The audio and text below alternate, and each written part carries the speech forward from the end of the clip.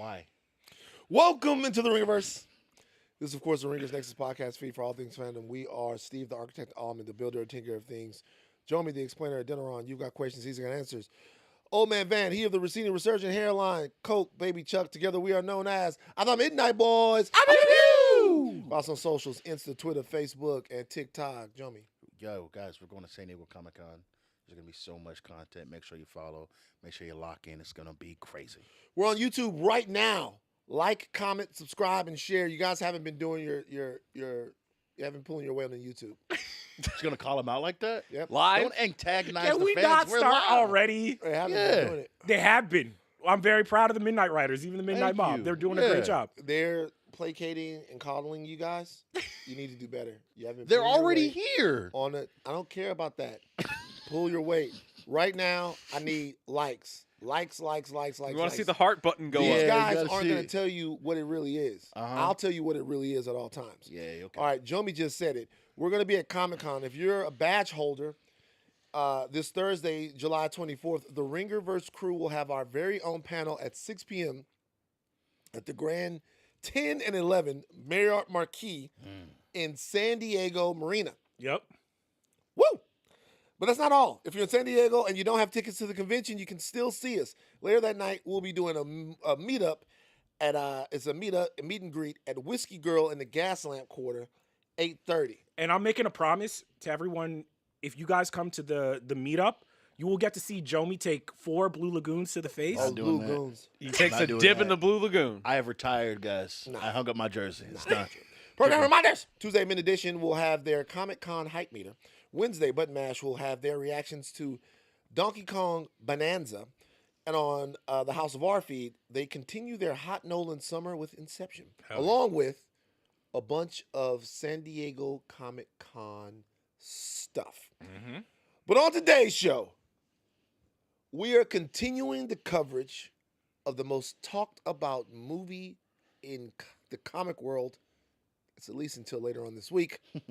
Later on tonight when we see Fantastic Four. Well, I'm saying later on this week is when Fantastic Four will be out. Yeah. Right now it's just us and Eric Voss talking about it. But come Yeah. Friday, Thursday, Wednesday, everybody will be talking about it. But right now it's Superman, and we're gonna do a live for you guys. We show up for you guys, even when you don't show up for us. We're doing Oh, a they're live. literally here right now. Damn. Superman. They are here. Q&A. Postmortem. They're going to be spoilers, everything for Superman, the DCU. We're going to talk about interviews. We're going to talk about Twitter stuff. We're going to talk about everything having to do with Supes, Crypto, Lex, Mr. Handsome, the dude from Baravia who may or may not be Benjamin Netanyahu. Like all of the stuff will be discussed right here. Chuck, take it away. This is why live is a bad idea. All right. First up, let's talk box office, the success. There's been a lot of news. As of Sunday, Superman has made $406 million at the global box office. I'm seeing some pundits saying it's going to end its global run around $640 to $700 million. The movie's doing fantastic domestically, but struggling a little bit overseas. James Gunn has said to Rolling Stone, we're definitely performing better domestically than we are internationally, but internationally is also rising and having really good weekday numbers in the same way we are. Superman is not a known commodity in some places. He's not a big known superhero in some places like Batman is. That affects things. So my first question to y'all is, on the Midnight Meter 1 to 12, Van, where would you give the box office success so far? And if we end up in that 700 million range, how successful do you think that Superman was for Warner Brothers? 700 would be like a 9. Yeah. Okay. Where we're going to end up is an 8. We're going to end up with an 8. If the movie is profitable and good, Warner Brothers has won the battle of Superman. Yep. I think it's already profitable, or at least getting close. You probably Barbie want- would probably be a 12. Like, Barbie to me is just like a perfect case scenario in terms of just like, you couldn't ask for a better. And Superman, to your point, is like, I think the thing that's stopping it, and what I'm wondering is like, do you think internationally people will be more prone to going to Superman the more it's out in the ecosystem? No, but it like a movie. No, more people don't go to a movie the longer the movie's been out. They go. No, I they mean, check it so out. like in terms of like continuing the DCU. Oh no, I mean, yeah. If this movie has great legs in the theaters and then great legs word of mouth following its theatrical run, and depending on how Supergirl does and Clayface and the overall stability of the DCU, you could see a Superman sequel do better. But it's just a precarious time right now internationally for the reputation of America, the cultural reputation of America. I think that has a lot to do with how Superman's being perceived, and James Gunn said as much. I think the more important thing is, and James Gunn, again, he said it, he is not a big known superhero in some places like Batman. He's not Batman, it's not Spider-Man. It's not going to make $250 million just off the rip, right? Superman has been in the mud for the last couple of years, and so if they get to $700 million, that's a win for me. Like, that is an undoubted success. People like the movie, and if it makes, you know what, the Batman 2022 made like quarter was what, 750 million around there, 733 million. If Superman can get there, they're absolutely gonna take that as a I mean, Superman Returns made 391 million, Man of Steel made 670, and then Batman vs Superman did 874. So essentially, you're looking, best case scenario, you're looking around Man of Steel numbers. So this is what you want. Even if it's 671 million, even if it's because Man of Steel made 670 and then $100,000. Even if it's 670, $100,000 and $2, you want to beat Man of Steel. Do you think the Snyderverse fans are going to be on have their to. ass? If you don't beat Man of Steel, You the have to. Snyderverse monkey bots who are typing, Right. all of those bots actually work for the Snyderverse. Those guys are going to flip out. Chat, I want to know from the chat, do you guys think that this will beat Man of Steel? Is that the only way to get the Snyderverse bots to shut up, though? No. No. They're not going to shut up regardless. No. This is it, and this is like part of my problem with talking about this stuff is that it's so agenda based. Right. The way you got to think about this, if the movie again makes like 650, 700, it's a success. Fine, we take it, we walk. Normal people like us would be like, great, awesome, good time. Online, it's either this movie's a flop or this movie is a raging success that can't be touched. Right. And the truth is always somewhere in the middle. And the pocket watching basically grades it on a pass-fail. Right. And even as big as this was going to be, it's a resounding cultural success. Everybody's been talking about it. Everybody's been pretty much loving it. But the math is, it doesn't matter. This movie, if this movie made $1.5 trillion, the Snyder fans will still be like, yeah, well, You know but what's he's really saving changed? squirrels. What's really changed is our relationship to these box office figures, period. It used to be that you only heard about the box office numbers of a movie if the movie did really well. Yeah. Right. Like, if the movie was soft at the box office, but you still liked it, you talked about how much you loved the movie. Yeah. But now we have so much intellectual penetration. We have so much of that in terms of the business. People are deadline, it's being aggregated and all of that stuff. People want to know whether or not the movie of Superman, whether or not that was successful. They want to know whether or not the experiment of Superman was successful.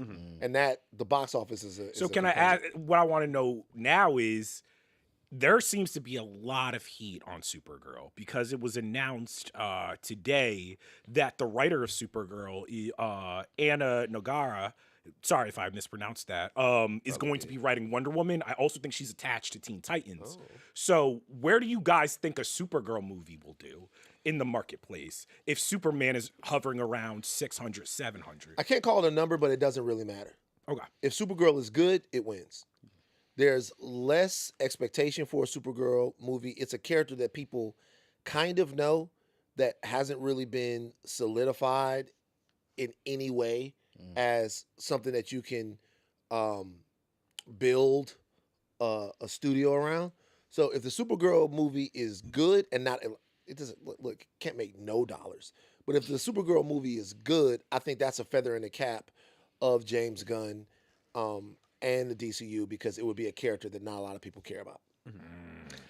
It's odd because a lot of the things that are going to be coming out from the DCU pretty much aren't tested and proven brands quite yet. Like, we can't really say how successful a Clayface movie is going to be and what success even looks like for a movie like that. But I think at least to know that a star that we like in Millie Alcock can bring a nice and interesting take to this character, and to know that the next soonest thing that we will get is Supergirl, when the last movie that came out in the 80s was insane and weird and ultimately not great.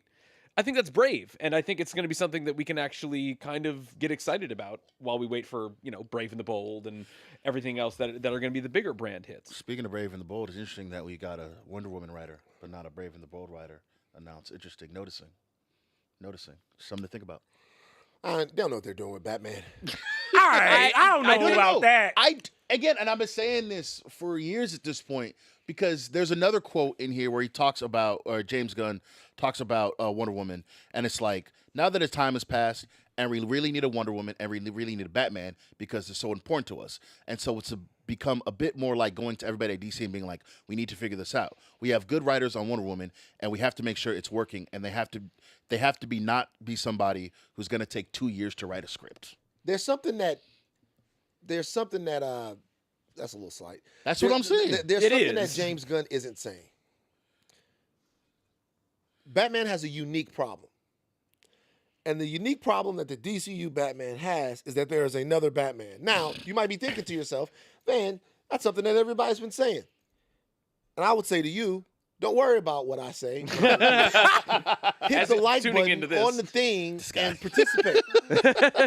All right, but no, there will be a direct quality litmus test for the DCU showing up in another character who will be on the same IP corner almost at the same time. Think about this. We're looking at Superman movie in 2025, a completely contemporary take on the character, a different world, more zany, all of that, and we're still comparing that to Superman of the past.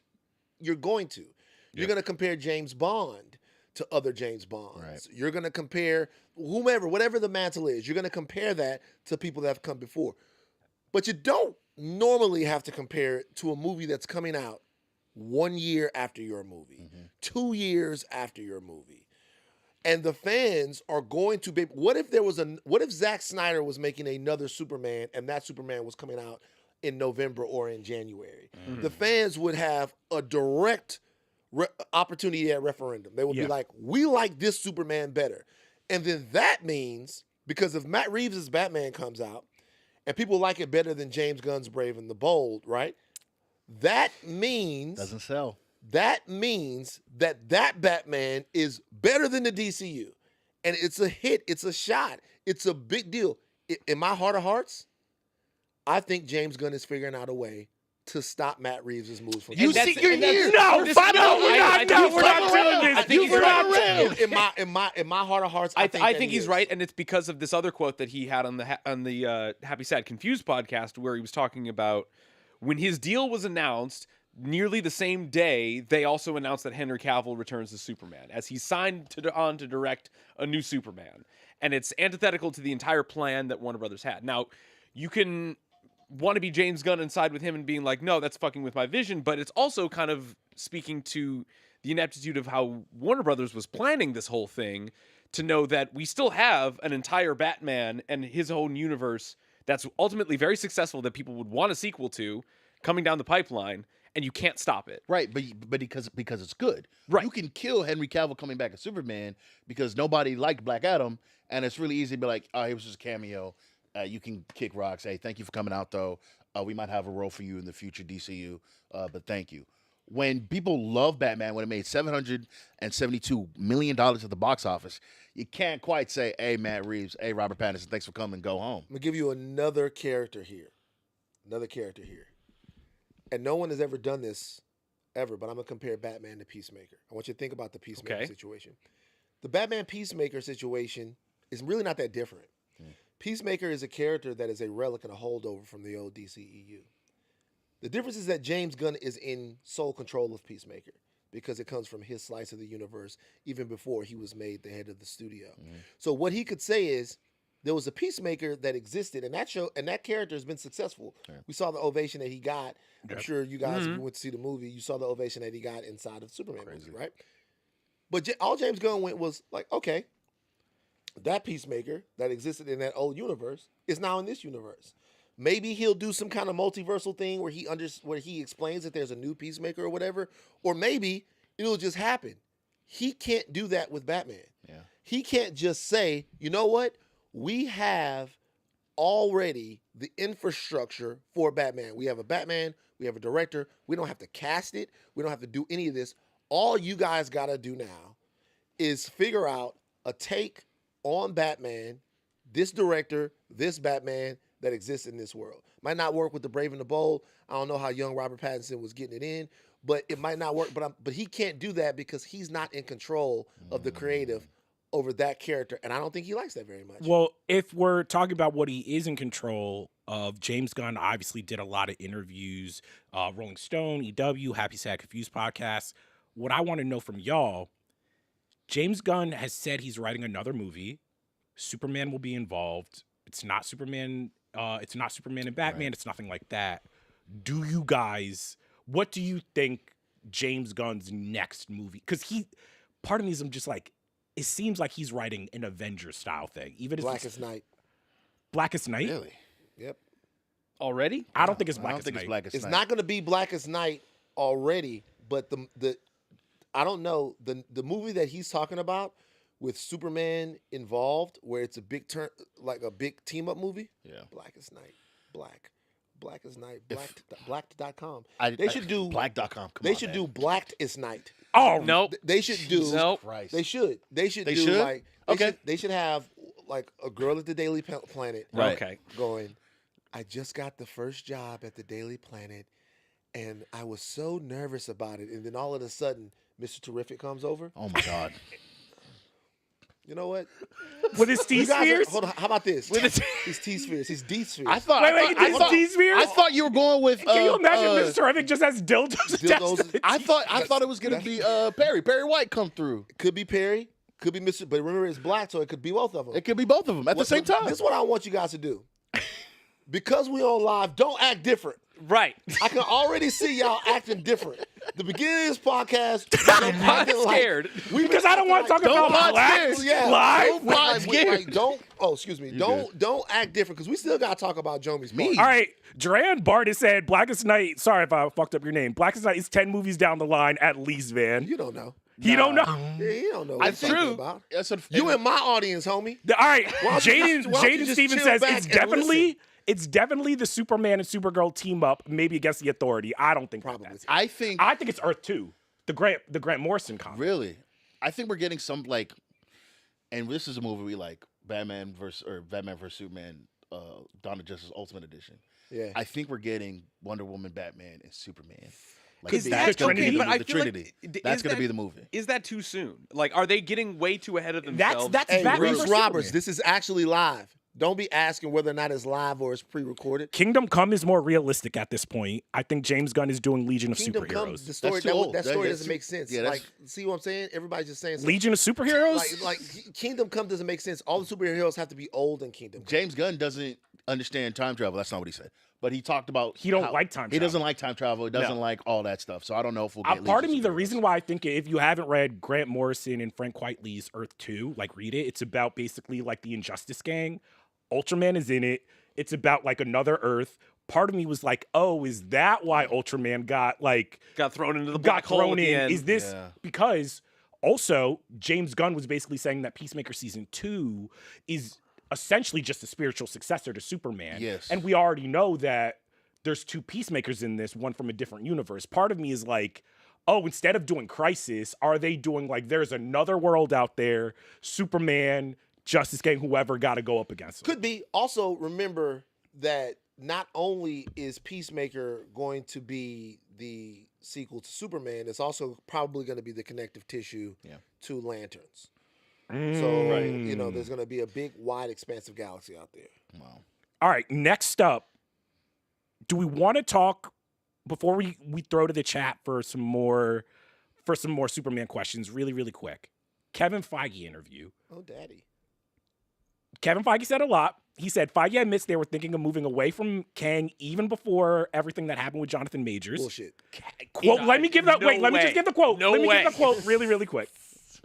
We had started even before what had happened to the actor. We had started to realize that Kang wasn't big enough, wasn't Thanos, and that there was only one character that could be that because he was in the comics for decades. He was talking about Doom.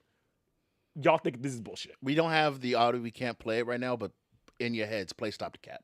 That was the most nonsense thing I've ever heard in my entire life, dog. There's no way that's true. I love Kevin. That's my dog. That's my goat.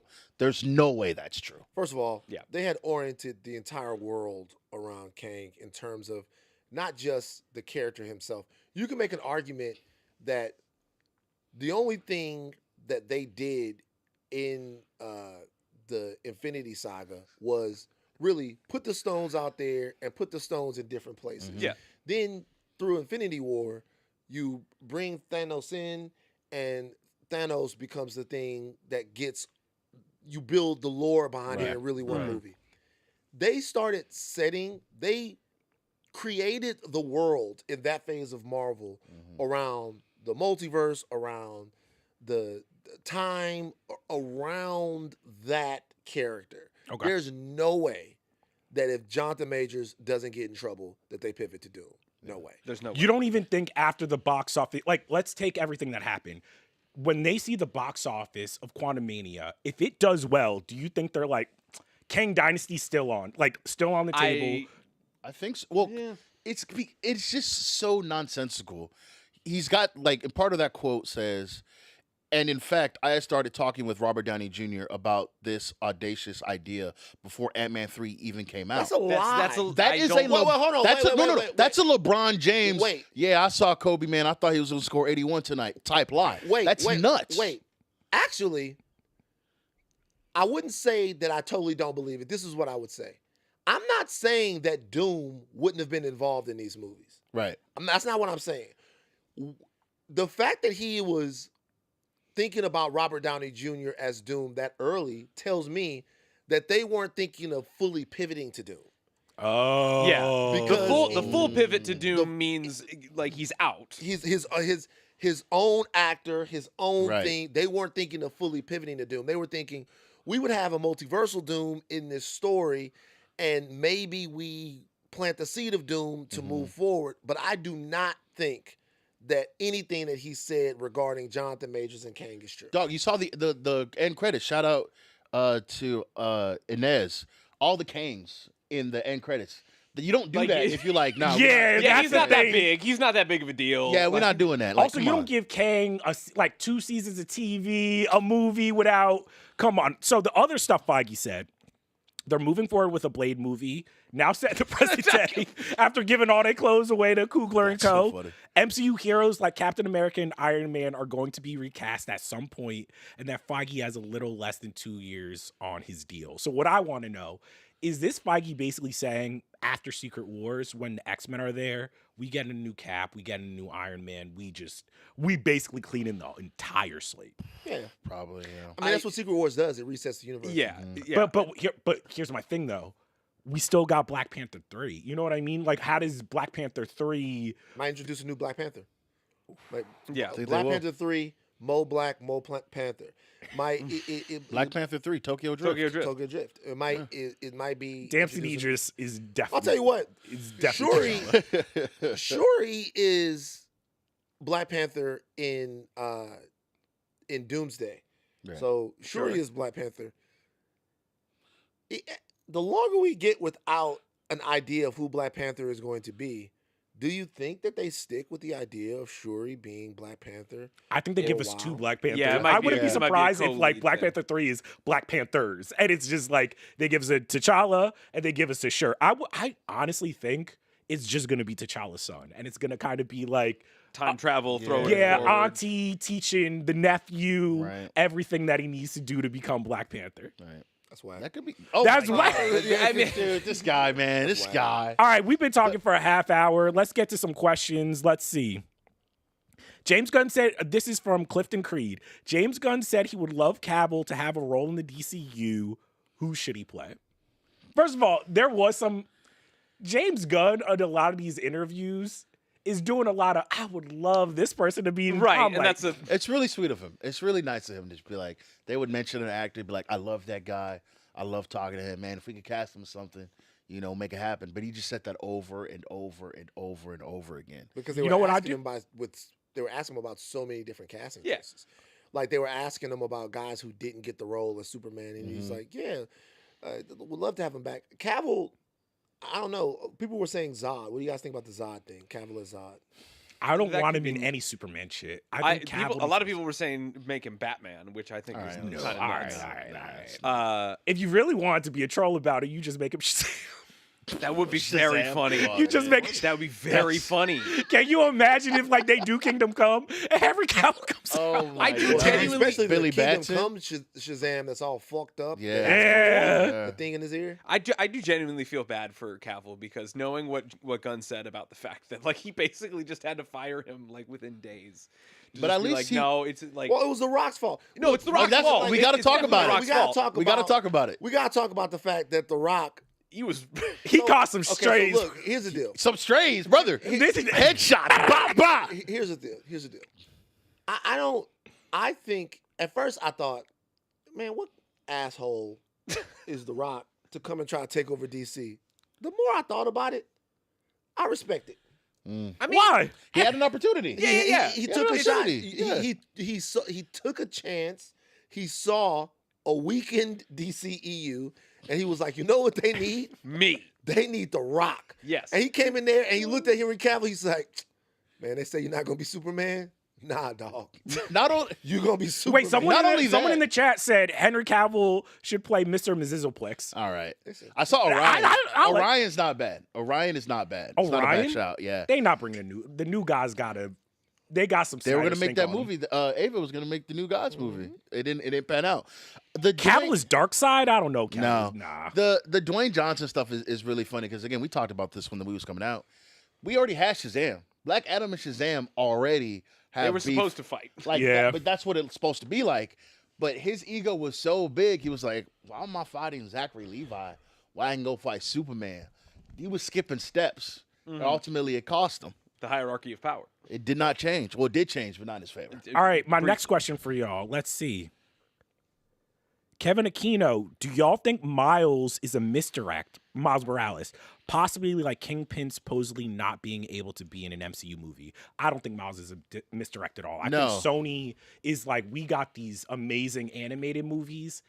We're going to get to Miles Morales, but if I'm Sony, I'm like, why am I going to give away? Well, they literally said Sony. Feige is quoted as saying Sony has their brilliant, genius, incredible Spider-Verse animated franchise going, and until that finishes, we've been told to stay away. They can't touch it until that movie comes out in 2037. So Which, as long as that's been delayed, the specifics of this Sony deal, even after the failed Sony Spider-Verse for live action, rest in peace, Venom, is really like annoying to hear about. Why? The amount of things that they just can't do still. ah, Like the amount of clamps that they want to, because obviously if you're running the MCU, you want to incorporate Superman as much as you can. Yeah. There's probably going to be an on-ramp in Doomsday, and then to Brand New Day, and then Secret Wars. Obviously, that's Right. the 1, 2, 3 of it all. But to think that like we have an actor to play Miles's mom, and- allegedly. allegedly, No, it is. Here's the deal. Do you know what corporations hate more than money that they lost? money they couldn't get, Money they didn't make. didn't make.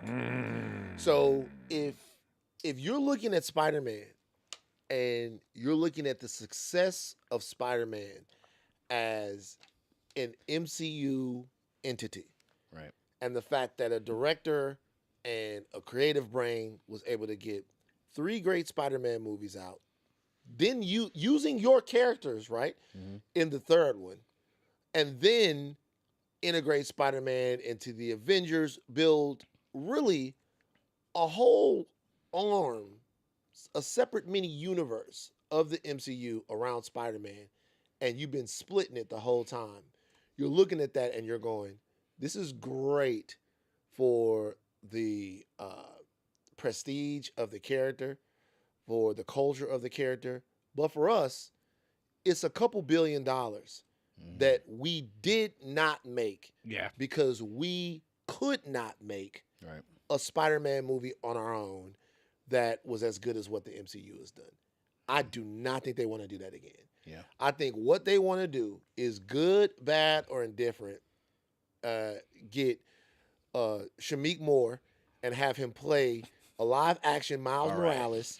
2031, he'll be 36 years old or whatever, and they want their own Spider-Man back because they don't have Peter Parker back. I agree with you. I think Sony is on some like, hey yo, that Tom Holland shit was cute, but our first crack at Miles Morales, we want all. Of the we parts. want that.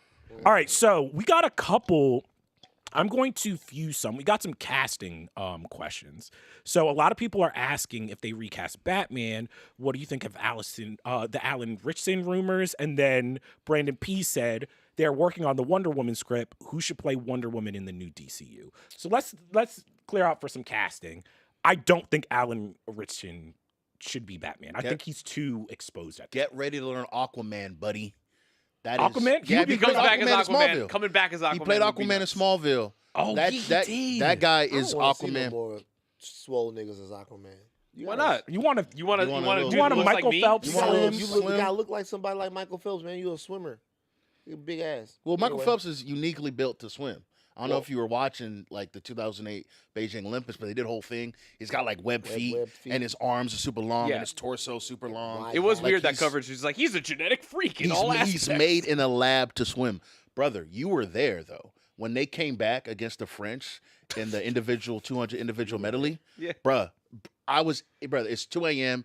in San Diego. We're watching it with my dad. We're supposed to keep quiet, everybody's sleeping. Brother, when they created that comeback, bro, I exploded. I went crazy. You bro. exploded? Nutted? I nutted. Oh my god. I nutted. For bro. America. For America, brother. Big American. All right, so nut. I think what I learned the most from James Gunn over the course of all of these interviews is I don't think James Gunn likes casting stars. Like Alan is a star already. I think he likes David Cornsweet. He likes turning People. someone into that, and I think he's gonna probably try to do because what male actor are you going to get star wattage wise to compete with Robert Pattinson at this point? Like, there's You don't only a need- couple. You don't really need that for Batman. Though. That's what I'm saying. Yeah. Yeah. Batman could always be somebody that's a hot, up and coming actor or an established actor that people like, a Yeah. dependable actor. You don't really need a star for Batman. These guys are not being serious. I love our fans, man. What they say. J Pro, Regina King as Wonder Woman, please. I'll fuck with it. Hey, Regina King, amazing.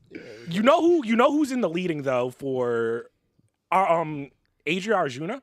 Is yeah, that her- Bix from Andor. Bix from Andor? Yeah, Bix for Wonder Woman. she's she just got cast in the Michael B. Jordan film, Right. Yes. Thomas Crown Affair. Thomas She Crown took Affair. over Taylor. Is that Taylor Russell's role that she took? Well, she dropped out, and I think I just saw it today on Yeah, Twitter yeah. that she's going to be replacing her.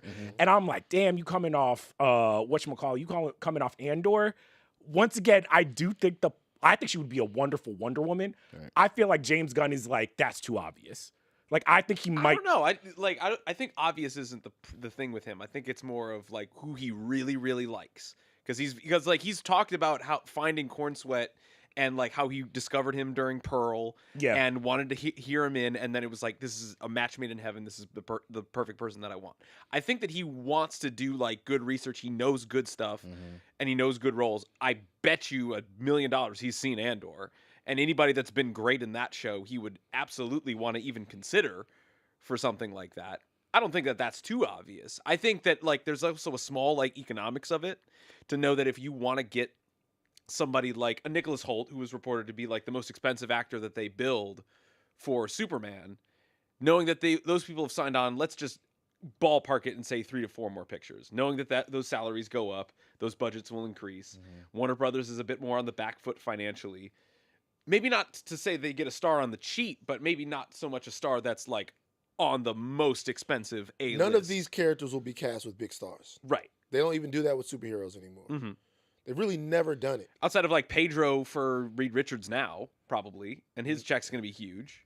Maybe. You could make the argument. You guys You have could a- make the argument. You guys have a different opinion of Pedro my God. Pascal. All right, than we I The- not do. the agents doing this, don't- Bro. he- We are the check not clears. doing Like, this. you guys have a Actually, different- chat. Yeah, Give us your thoughts on Pedro Pascal right now. Yeah. Right now. It's a star on the Let me ask you guys a rise. question right now. Let me ask you guys a question right now. Is Pedro Pascal a movie star? I don't Yes. think that- a What's movie the star? biggest movie Pedro Pascal has ever opened? It'll likely be this. It'll likely be Oh Fantastic no, he's Four. not a movie star yet. He's not but a he movie will star be. yet. Right. This So will, what like I'm if this saying- hits, what it'll I'm be a saying- what I'm coronation saying for him is- as a movie star. See, this is the deal. I was told this wasn't important, but continue. This is the deal. The reality is this. Like, social media allows us to love on an actor and like dig out parts from an actor that we really, Dig out parts really from like. Yeah. For example, George Clooney. Right. When Batman and Robin comes out, George Clooney is not a movie star. He's been in movies and he is the biggest actor on television. Right. Yes. But to be a movie star, something different. So Pedro Pascal, they cast that guy as if they didn't cast Leonardo DiCaprio as Reed Richards. No. They didn't cast Matt Damon as Reed Richards. They didn't cast Brad Pitt as Reed Richards. They didn't cast any of those guys. They went with the guy that they know we all love, who has a deep, deep, deep community in this space. Right. Someone who's very dependable that will go out and will check out. All right, I will say 58% of the chat has voted yes, Pedro is a movie star. They like to him. 42. People call him Pedro an IP merchant, which is Yeah, there are a lot of merchant, Pedro is yo. mid, Pedro no. So They like it's him. actually divided. Yeah, I mean they like him. I like him, but I'm saying like when I'm talking about casting a big movie star in a superhero role, Yeah. I'm talking about going out and getting one of the big guns. All right, so we're going to Burbank to go see Fantastic Four. If you like Fantastic Four, this week I want a Pedro apology. You've been talking so much shit. I think he deserves an apology if he pulls it off. You know what the crazy thing is? Fuck you guys. I love Pedro Pascal. No, you don't. You're the biggest No, hater. you don't. You're his biggest hater. You know You his biggest hater, bro. The crazy thing is, you know how they say, in the land of the blind, the man, The one-eyed man. the one-eyed man is king.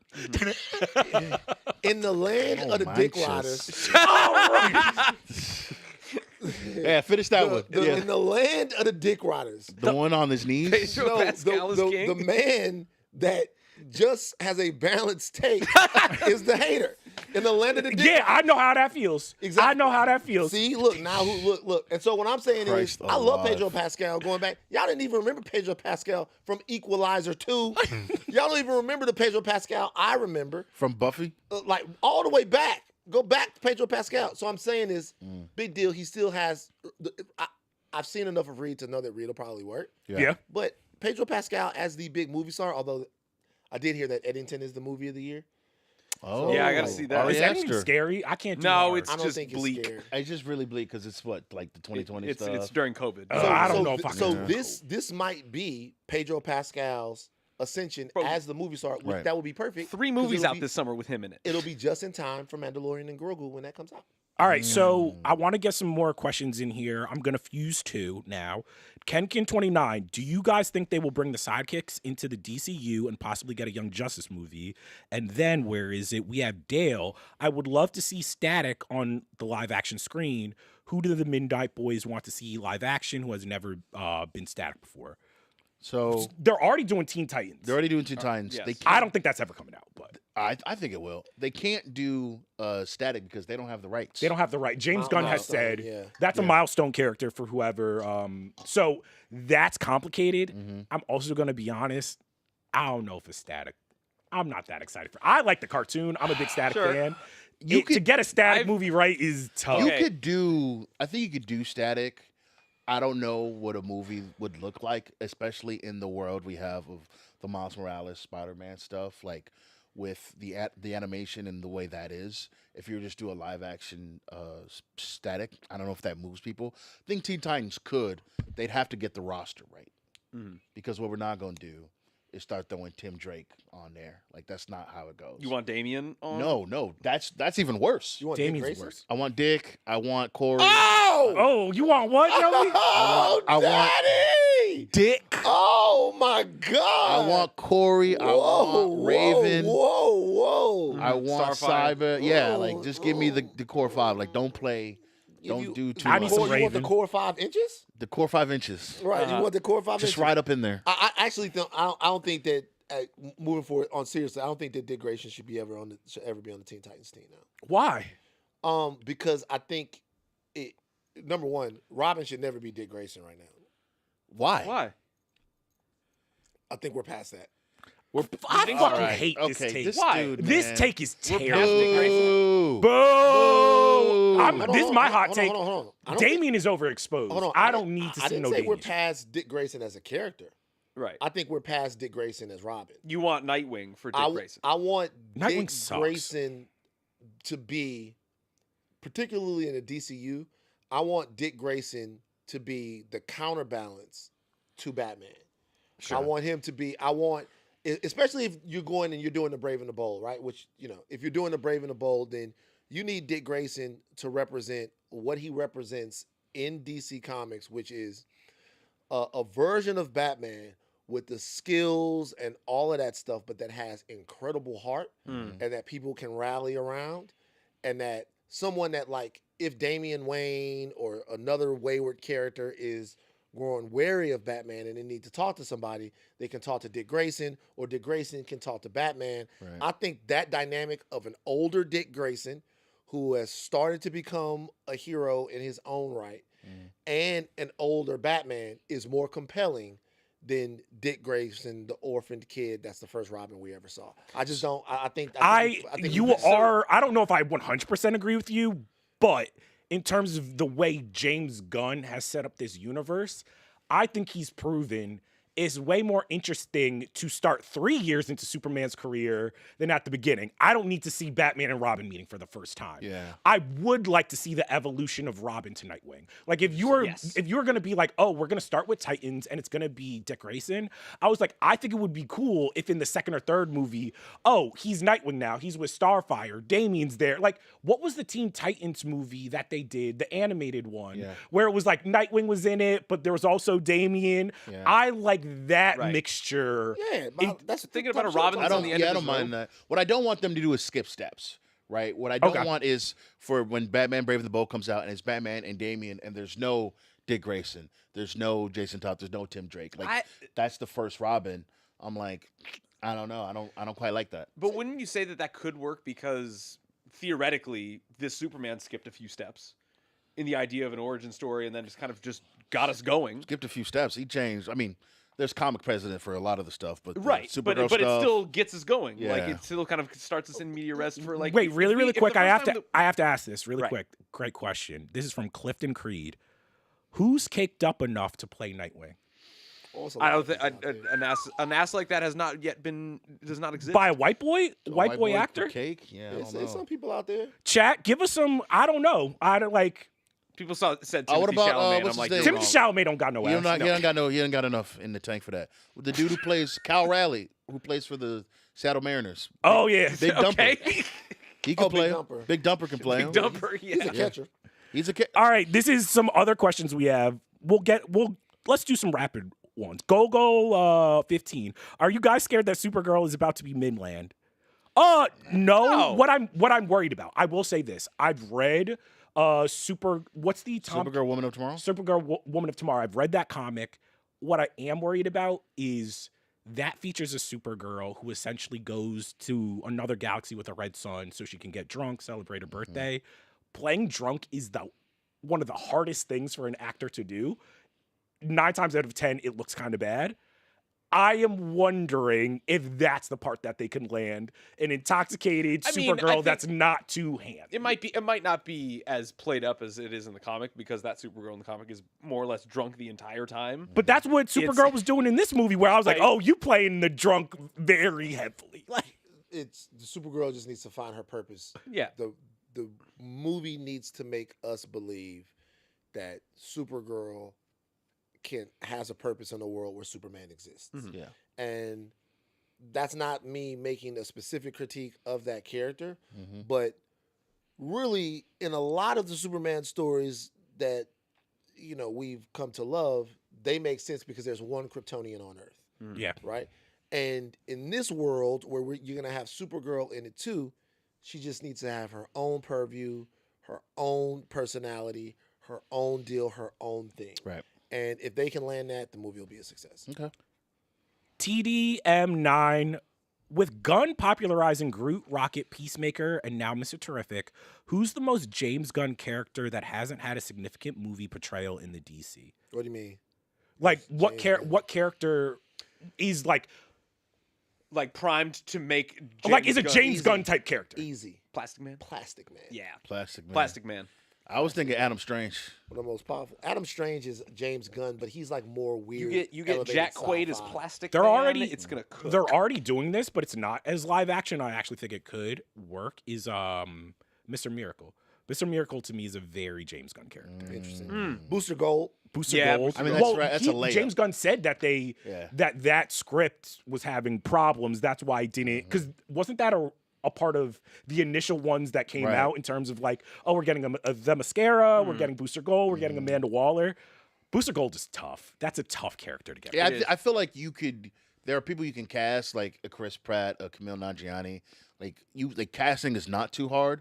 Probably writing that character to be somebody that we actually mess with. Yeah. is a Someone little said tough. Detective Chimp. Detective Chimp is actually a good call. Oh, Ambush Gorilla Bug. Grodd? Ambush Bug, the Terrifics. Okay. Yeah. All right. options. Let's see another question. This one is good. Charles, will you watch Peacemaker season 2? You know. Will keep that Charles under do his wraps. job in Charles' 20 job is to watch shows. Yeah, he'll be there. He'll Yeah, watch. Will he'll Charles watch do his it. job in We'll keep that 2025? under He will. wraps. The You era know? of Charles not watching shows It's is over. over. It's over. It's Like over with. that era is past. Yeah, Charles yeah. watching this shit. God damn it. All of it. Jeff Barnett said, how can the MCU get to the World War Hulk storyline? I think She-Hulk fucked that shit up. Well, Well, She-Hulk was an abomination in terms of the World War Hulk storyline. Jesus They just- Christ. It was no Introducing She-Hulk- Scar was not in that. She-Hulk- Not in that She-Hulk world. was just fine, whatever. But putting Young the way they Avengers, did Scar baby. at the end was crazy. Like, really, they just have to commit to it. The movie rights are still wonky. I don't think so anymore. Okay, If well, I if they're recall- not, then they could already do that because they've introduced the Illuminati. So since they've Right. introduced the Illuminati, then you have essentially what you need to start is the- the World War. I don't know, Hulk man. I situation. don't know if it fits into what they're trying to. I don't It know. might not, This but is it so definitely hard. it definitely would fit post Secret Wars, yeah. Secret Wars for a reset. Well, if we get a more savage Hulk, That could be interesting. yeah, That a could more be We ain't powerful never Hulk. getting a World War Hulk movie. We could, though. We could, but it's real. I Because feel here's like the we're thing. too far gone after this now. No, Like after this- Secret Wars resets everything, like what's to be done after? You tell like, the stories you haven't told. I- You tell that story, right? You tell a world where they sent Hulk off to God knows where, and he found his love, and then he comes back. They blow it. They blow her up. He comes back. He's like, "You killed my girl." It's like, actually, I didn't kill your girl. One of your homies killed your girl, so you wouldn't leave. And then he breaks the world up. Like you could definitely do that in a new MCU. Now it's a little tough, but you could definitely do that. We have to see what this MCU looks like after the reset, and I'll tell you something. Because the X-Men are in it, it'll already be more serious. yeah. Yeah. The X-Men are big, heady characters with all of this angst, nutting on each other, all of that stuff. Like, it'll already be different than what it was. Let me ask before. you this: instead of World War Hulk, would you rather have a Wolverine versus Hulk movie? I mean, that could work too. That could be good. Yeah. All right, there's some good questions. All right, rapid fire. Reese Roberts. All the Midnight Boys have to face Doctor Doom tomorrow. Who's running away first? Who's running away? Me. Yeah, Steve. Yeah, probably. Yeah, Steve played this easy. All right, let's see. Who is going to be the main villain of the Batman 2? That's from J Pro.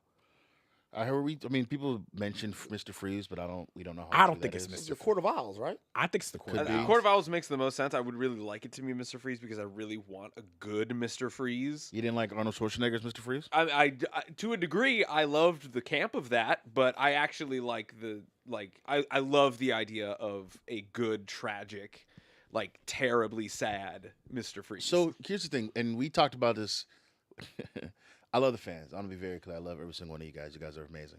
One of the fans on the Facebook was like, Superman's got a deep rose gallery. It's mad crazy. That's not true. But Batman has one. Yeah. And we're talking about like Mr. Freeze, Court of Owls. Like the roster's deep.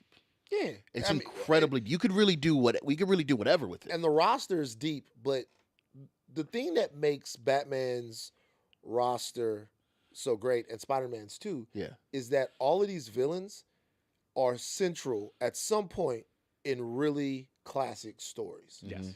The problem with Superman is Superman has all of these villains, or people have all of these villains. He doesn't have villains that are really tied to great classic Superman runs, other than really Lex. There are a couple others, but not really. and Brainiac is the best. Yeah. Brainiac would be the best. It would be the best film Superman villain for me that hasn't really been done yet. Because in my experience, most of the villains from the animated series, which is like my key lore for Batman, like all of those villain stories have to tie into like the ethos of why Batman does what he does, and it like twists and like changes why he changes who helps him, or why he goes off on his own and doesn't tell somebody this, or like there's a reason behind like some villains like sorrow or origin that like is like reflected in himself. And I think that is probably the key to what makes a great Batman villain, because all of that is tied. That growth is tied together. The best of which is being the Jokers, because they keep clashing and coming back. But with Superman, it's just like, okay, how strong can we make this? How is he going to get out of this one? And then his growth as Superman is just kind of either insular or based on the people around him that he loves, because he has a family. Batman only has his villains. There's a really good question. Shout out Jaden Stevens. Do y'all like the idea of a younger X-Men team like Feige stated? What I will say this, it seems like Feige might, for the first film, be going with the classic 5, which was Jean Grey, Cyclops, Iceman, Angel, Beast. Do you guys fuck with that, or do you feel like, no, you got to give us the hits? We need Wolverine, Storm, Nightcrawler, or are you guys interested in being like, hey, yo, let's lead up to that? We could do the original 5, then Krakoa. Look, to me, the X-Men began with Chris Claremont, and there is the classic take on the X-Men that starts and forms the team and builds the lore. But the X-Men really, to me, begin with Chris Claremont. And you're talking about the Uncanny X-Men, Wolverine, Colossus, Storm, that iconic team. Right. And so that's the beginning of the team to me. I don't feel like there's really much need to start off with the classic, actual blue and yellow, like first class type of first stuff. class. Like I don't think you need to do that, but it could be interesting. But here's the thing: I get what you're saying. Part of me is like, if they want the X-Men to be what they are, part of me is like, don't speed run it. Like, yeah, like get us fall in love with kind of like the original 5. Second movie, when we get Wolverine and this and that. They're just so bland. They all white. They all American. Right. They all. It's like. That's what they're trying to do already. That's right. But what I'm saying is, it's like they don't. There's nothing to the team. See, when they came along and they were like Russian made of steel and sister. Right. Oh, speaking of Africa, check this out. So Jomi had a birthday party. All right. Just Are we here quick, already? Just real quick. Now we gotta go in a second, but I want to tell y'all something real quick. No. Jomi had a birthday party. I did. And let me tell y'all something. Jomi set this bar off. Before me and Kalika went to the birthday party, Kalika was like, have you seen how many people have RSVP for this? I'm like, man, it's Jomi. Everybody come out for Jomi. Yeah. And everybody did. Jomi might have had 50 people in a bar, like we doing it.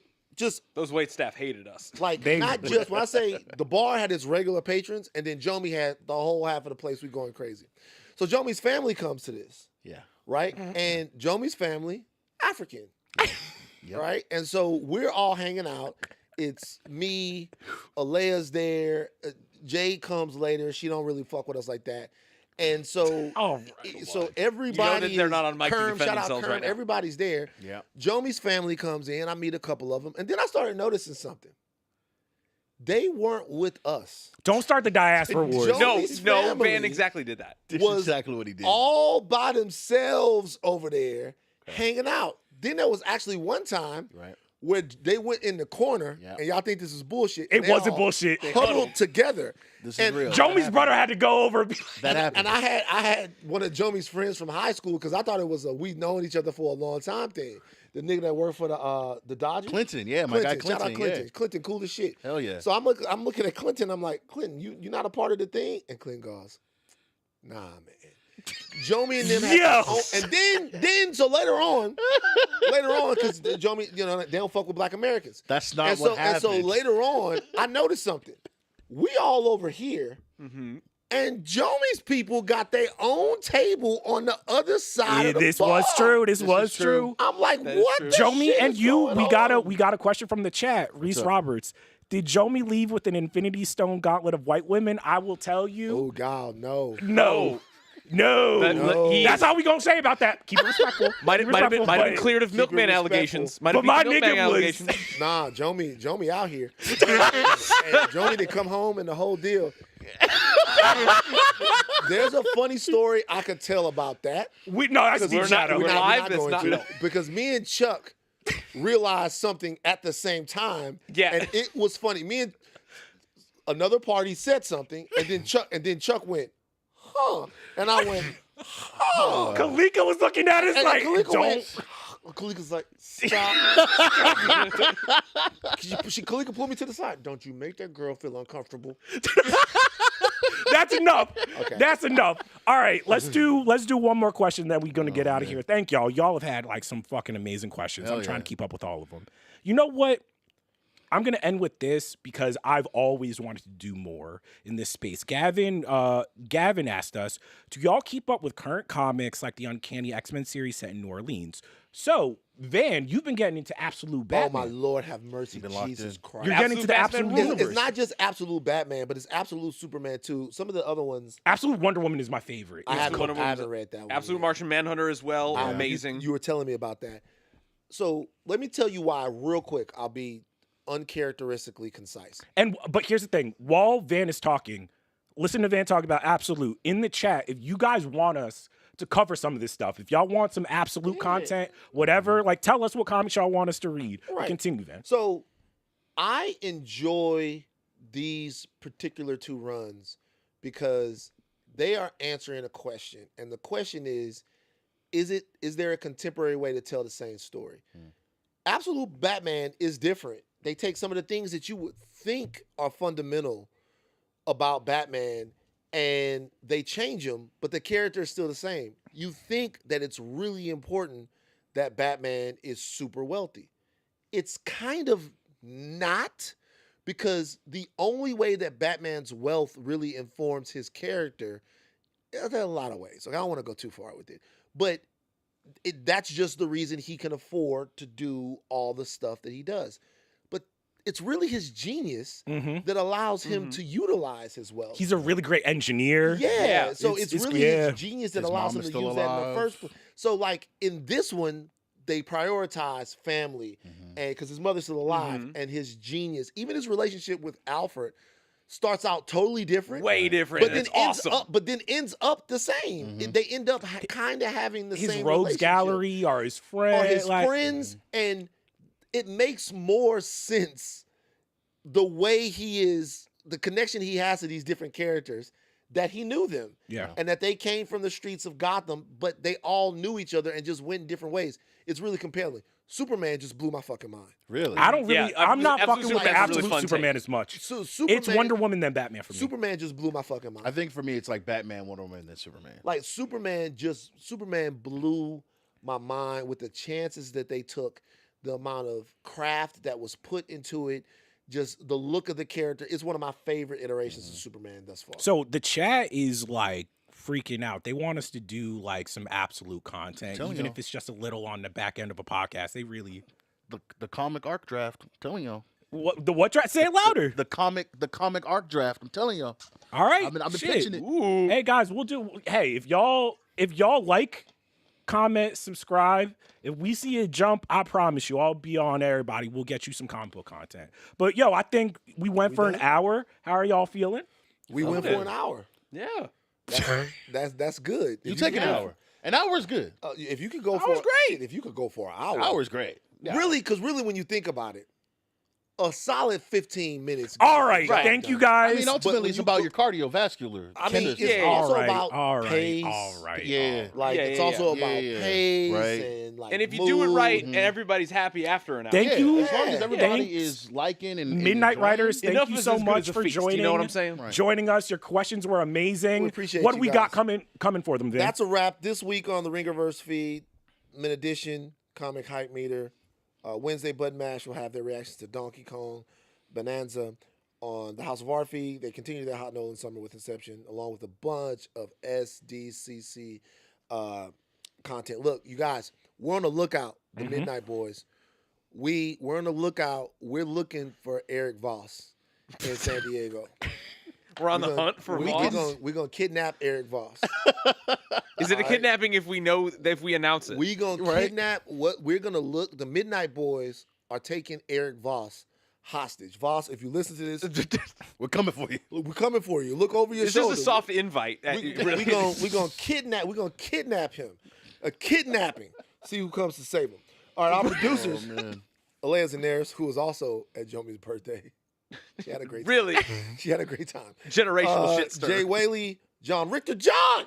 Oh, man, John. Our guy, John! Shout out John. And Jonathan Freyes? Freyes. Jonathan Freyes. Jomi Adeniran, hashtag super harem. Gotta bring that back. Gotta bring that Hell back. yeah. Hell yeah. Hey. And by the way, just to let you guys know, the story of Jomi's birthday party is not over. The story It is not over. of that part of Jomi's birthday party might be over, but I also have some things to say about Charles. I realized something about Charles at Jomi's birthday party. We can't get into it right now, but I realized something about Charles that will fundamentally change how everyone looks at Chuck. Because I saw him doing it. Chuck does something that What did I do? Chuck does something that only one guy I've ever seen do correctly. Chuck, he does one thing. Like Chuck has I haven't found out what to call it yet, but he hate charms. Oh, He yeah. charms yeah. women with hate. Right. Yes. Right. And Yeah. I It's saw this it happen instigation. Yeah. to this All right, really, yo, Aleya, I saw Jade, shut up. Dude, no. I saw this No. happen. He hate charms women. Yeah. He I looked at Kalika. I go, man, Charles has insulted this girl like 3 times. And she's fucking loving it. Wait, we're talking about the same girl? Yeah. No. I'm like, she's fucking loving it. Y'all He been throws doing that, little- though. And Charles, she's like, looking at her eyes are big. Look at you. You're such a hater. I'm like, she fucking with my man. All right. That's it. Additional production from Arjuna Ramgopowell. The hate charmer. Thanks, everybody. See ya.